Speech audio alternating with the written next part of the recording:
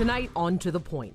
We will not allow you to terrorize our communities any further. California Democrats now pushing to ban the use of shock gloves in the state after federal agents say they could start using them. California's fire insurance of last resort raising rates this fall.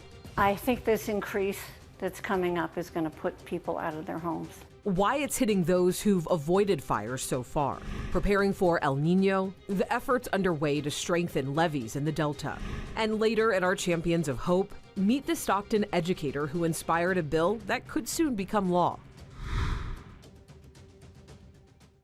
Well, for hundreds of thousands of Californians, the rising cost of fire insurance forces people to rethink their coverage. And starting this October, many could even face more financial strain. Good evening. As always, thank you so much for joining us on To The Point. I'm Alex Bell. The California Fair Plan is set to raise rates by an average of 30% beginning in October. Tonight, ABC 10's Becca Habegger is taking a closer look at what all this could mean for communities like Placer County's Dutch Flat. A trip to Dutch Flat is a step back in time. The building was built in 1898, and my grandfather and his brothers went to school here. My father went to school here. Doug Hughes' roots in this Gold Rush era town run deep. He's now president of the board of the historic schoolhouse turned Dutch Flat Community Center. But keeping this community hub insured is expensive. Our insurance costs run up to $15,000 this year, and will probably increase 30%, close to $20,000 for 2027 is what we're foreseeing. You want to just walk? Every year for nearly 6 decades, the community center has held a big white elephant sale over Labor Day weekend, which volunteers are preparing for now, led by Shelley Wilsmore. Okay, this is the garden section. She directed me around the displays of new and gently used garden decor and outdoor goods, sports equipment and furniture, kitchenware, clothing, holiday antiques, and more. And the prices are amazing. The proceeds pay for insurance first, upkeep second. Last year we netted, I think, close to $18,000, so we're hoping to break our record this year. Especially as the building across the street was not so lucky. Completed in 1861, this historic church in the heart of Dutch Flat had to close in the spring, in part because of the expenses of upkeep and repairs that it needs, but also because of the rising cost of fire insurance. I think this increase that's coming up is going to put people out of their homes. Real estate broker Suzanne Vidal lives in Dutch Flat and is nervous about what the mid-October Fair Plan price hike is going to bring. People are struggling with the cost of goods, services, gas, and on top of it, an increase. It's like nobody's getting an increase in their income. The Fair Plan is California's high-cost, bare-bones fire insurance of last resort for those who can't find it on the regular market. The number of policies ballooned in recent years as many insurance companies paused or limited business in the state, citing wildfire risk, the cost of rebuilding, and state regulations. But the California Department of Insurance rolled out a strategy to bring insurers back, and they are returning, the department says, slowly but surely. Insurance expert Carl Sussman says he is seeing that trend. There is absolutely opportunity now. People should absolutely be talking to their agents and brokers right now. That's especially important as the Department of Insurance approved an average 29.1% Fair Plan price hike statewide, though it varies depending on where you live. For example, Tahoe City's zip code will see an average increase of 19%, and Walnut Groves in the Delta will see an average decrease of about 27%. But for many customers, the increases are just astronomical. As we've looked at this data that we've received, the majority of the folks are from the 40 to 60% range increase. South Lake Tahoe will see an increase of about 43%. Same with Tuolumne, Pollock Pines, and Colfax, close to 36%. Grizzly Flats, where the Caldor fire burned 5 years ago, an average of 119% increase. The Fair Plan tells ABC 10 the rate increase was necessary to ensure rates appropriately reflect the Fair Plan's risk and financial needs and support our ability to continue meeting our obligations to policyholders. Bottom line, experts say now is the time to get off the Fair Plan if you can. If a consumer went out and shopped last year and did find options, but the price was high, I would say definitely look to shop again and see what the rates are now, because I think they could be quite different. Dutch Flat, by the way, is set to see a Fair Plan increase of 43.3%. It's why these volunteers are working so hard to keep their beloved community center covered. It's just a really special community. Becca Habegger, ABC 10. Dutch Flat Community Center's White Elephant Sale runs 9 to 2 on Saturday, September 5th, and 10 to noon on Sunday, the 6th. The same hours apply the following Saturday and Sunday. And again, all the proceeds go to the insurance and the keep up of this historic building. As for the historic church, a sale is pending to someone who will preserve it. Tonight, the clock is ticking to pass any wildfire payout reform. Monday, the legislative deadline to change rules around who should pay for damages in utility-caused wildfires. ABC 10 questioned the governor yesterday about his plans to reform the current system. There's still no official bill language, but Senate and Assembly Democrats have released snippets of their proposal. Newsom wants to get rid of a process that allows insurance companies to be compensated by utilities if they started a wildfire. The legislature wants to keep it. We don't know the impacts that kind of policy and that major policy change will have for insurance customers all across the state. So you don't want to budge on that proposal? I don't, but maybe they do. I mean, if you're with the insurance companies and you think they should be paid before victims, okay. I mean, that's a point of view. I'm not going to defend that. The legislature has until the end of tomorrow to put into print any possible bill language before this year's legislative session ends on Monday. Tonight, these gloves are at the center of a growing debate across the country. They are called shock gloves after federal immigration agents said they could start using them. California Democrats want to ban them. A bill was introduced at the state capitol this month to ban state and local law enforcement from having shock gloves. Tonight, ABC 10 State Matters political reporter Jenny Hu was invited to the Sacramento Sheriff's Office to see exactly how they're used. We will not allow you to have shock gloves. We will not allow you to terrorize our communities any further. Concerns exploded after a department memo revealed ICE may spend up to $20 million to purchase shock gloves, though details like the timeline and settings they will be used in remain unclear. This is not going to work in California. We cannot spend state money or tax dollars on technology that is not vetted or even proven to be safe. Assembly Bill 2760 seeks to ban state and local law enforcement from buying, owning, or using these gloves or similar wearable technologies. The devices are formally called GLOVE, an acronym for Generated Low Output Voltage Emitter. According to the manufacturer, Compliant Technologies, a veteran-owned company, upon contact with skin, the glove becomes a conductive distraction and de-escalation device. But I don't know how many people have put hands on someone and said that's de-escalation. In response, a spokesperson for the Department of Homeland Security, the parent agency of ICE, says California cannot oversee federal law enforcement. They tell us in part, quote, ICE is constantly assessing the needs of our officers in the field to ensure they have the tools and equipment necessary. Every decision is made with careful consideration and appropriately reviewed. Sacramento County Sheriff Jim Cooper is against the proposed bill, warning in a letter to legislators the vague language, quote, could result in the short-sighted and presumably unintended result of banning the use of traditional tasers while failing to outlaw stun gloves. Is it uncomfortable? Absolutely. Does it hurt? Yeah, it hurts. But it's a lower level of force, and that's really what it comes down to. We all want a safe outcome. On Thursday afternoon, Cooper invited media for demonstrations on the shock glove. Cooper asked reporters to assist. I was one of them. Wearing the glove, I couldn't feel the shock, but as seen in the video, the lieutenant clearly felt it, which startled me. But a concern raised by critics of the glove became evident. It wasn't hard to accidentally overshock someone, in my case the lieutenant, with the glove. Take it off. So I asked how law enforcement would ensure there's no misuse of the gloves. The requirement to justify additional time spent on the glove. So like if you go past 5 seconds, you'll need to be able to explain why you're continuing to do that. Cooper says he has already spent $35,000 to buy this technology and claims that other California agencies are already using the gloves. The legislature has until Monday to get the bill to the governor's desk. Jenny Hu, ABC 10. Coming up on To The Point, devastation in Nepal. The Americans still believed missing in a landslide and flooding as aid is being promised abroad. And preparing for El Niño, the efforts underway in the Delta. And we're in the midst of a very interesting weather pattern. Cloud cover, some shower chances tomorrow, and we're going to stay cooler and unsettled into next week. Full look at the forecast after the break. But first, in other headlines tonight, President Trump signed an executive order to change the name of Lake Ontario to Lake America. It comes as a trade war escalates between the U.S. and Canada. Lake Ontario is bordered by New York State and Canada's Ontario province. Canadian officials said they would ignore any of Trump's actions to rename the lake. An emergency hearing was held in a D.C. federal court today over the future of the Kennedy Center.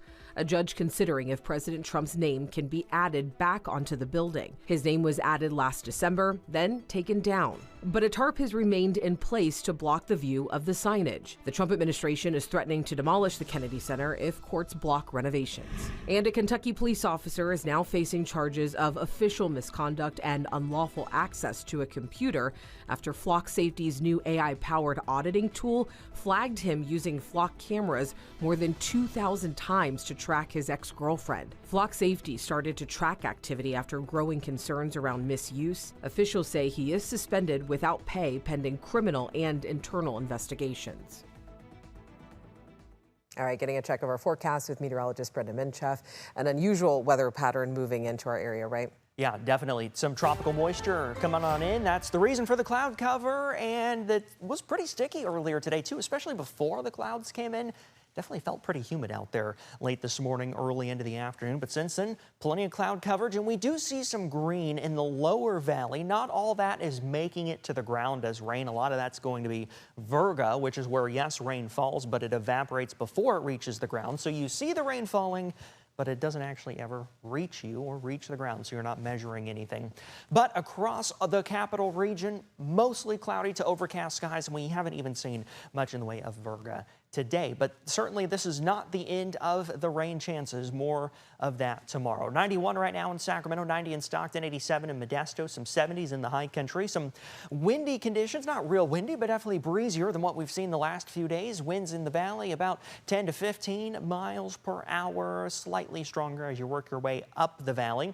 But certainly it is a much more pleasant evening than the last few days. 91 degrees as we look towards the Tower Bridge. And again, plenty of cloud coverage. We'll stick with the clouds as we go through the overnight, so not a big cool down coming. We're going to start off in those mid to upper 60s on Friday morning, about 66 in Sacramento, 68 in Stockton, 71 in Modesto, and near 50 degrees in Truckee and South Lake Tahoe. In the mid-60s tomorrow for South Lake Tahoe and Truckee with thunder and rain. Here in the valley, mostly cloudy to overcast skies, temps in the mid to upper 80s with a chance for some light drops in the valley tomorrow. Here's a look at Futurecast. Cloud coverage through the evening and overnight. Some showers developing in the foothills and near Tahoe by the mid to late morning hours. And again, a few drops of water possible in the valley through the afternoon, but we do stay mainly dry, but mostly cloudy in the valley tomorrow with most of the activity in the high country. About 1/10 of an inch to 1/4 of an inch of rain tomorrow. Look at the next 7 days, though, as we get into the beginning of September, even a chance for some showers in the valley because we're just entering this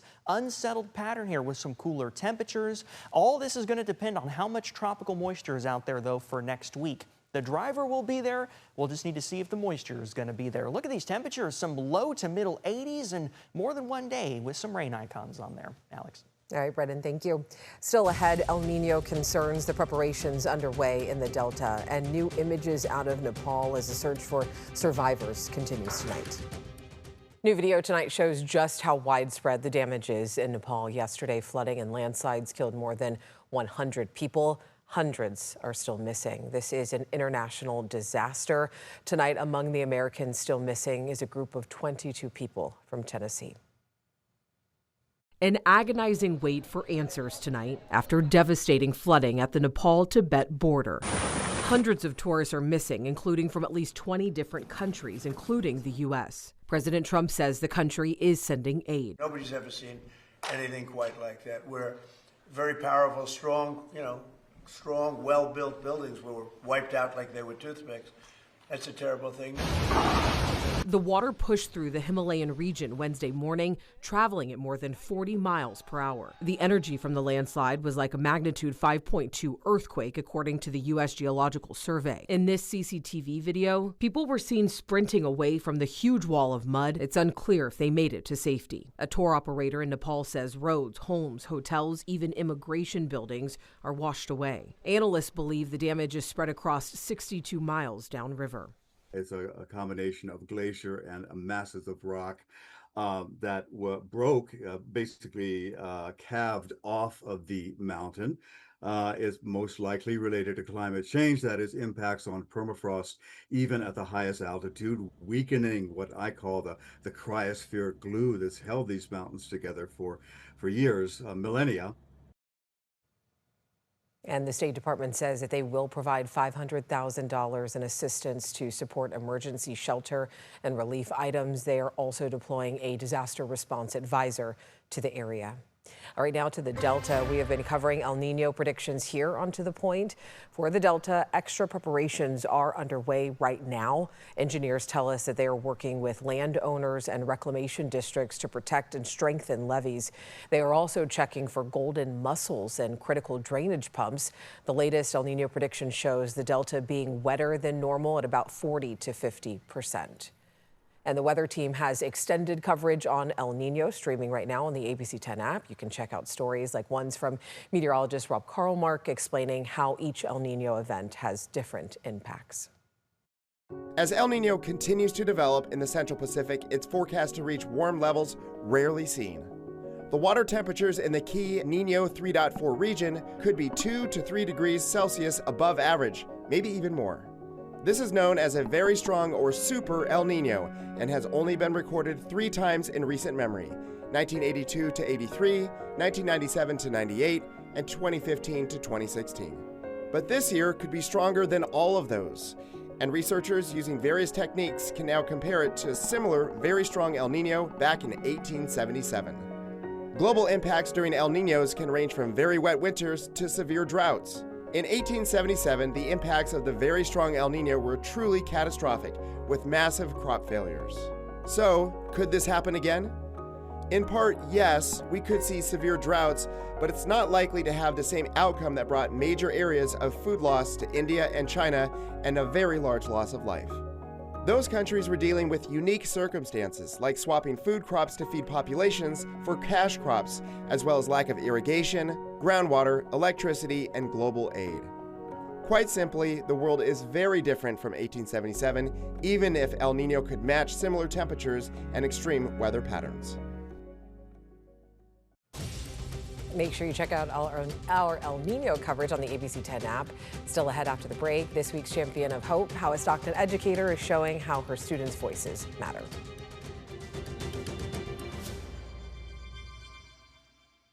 Each week in our Champions of Hope, we introduce you to people who are making a difference in our community. This week, we're introducing you to Madeline Hill, a Stockton educator who saw a problem her students were facing and decided to do something about it.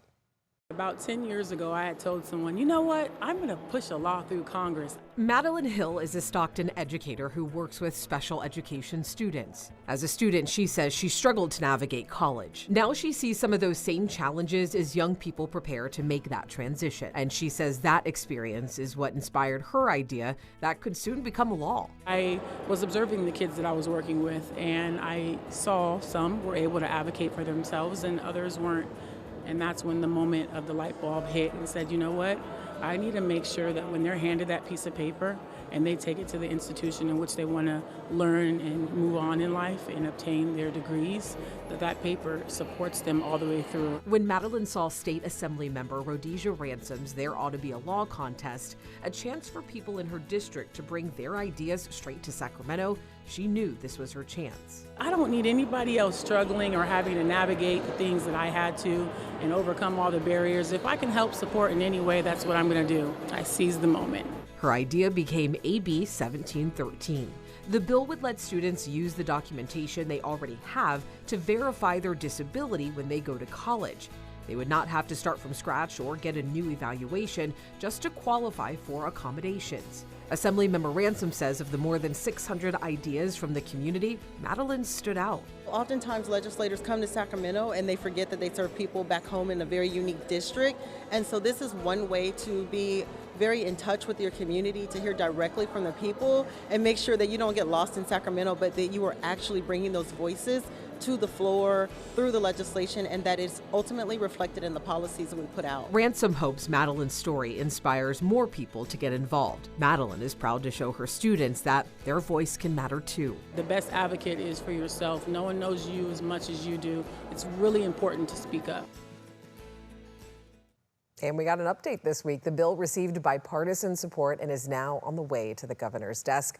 Assemblymember Ransom is now accepting ideas for next year's legislative session through September 30th from people who live in her district. To submit your idea, make sure you check for this story on our website. We do have the link right there.